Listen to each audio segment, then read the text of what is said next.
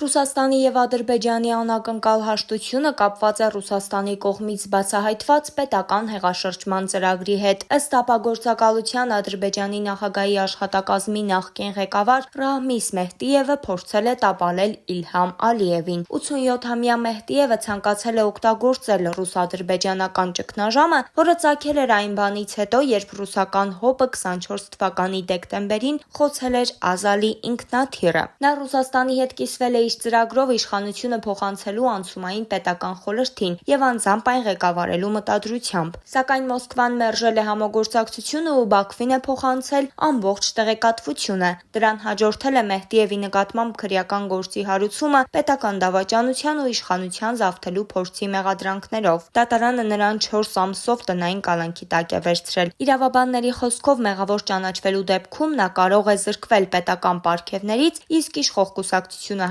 հայտարարել է, որ Մեհդիևը կուսակցության շարքերից կհեռացվի։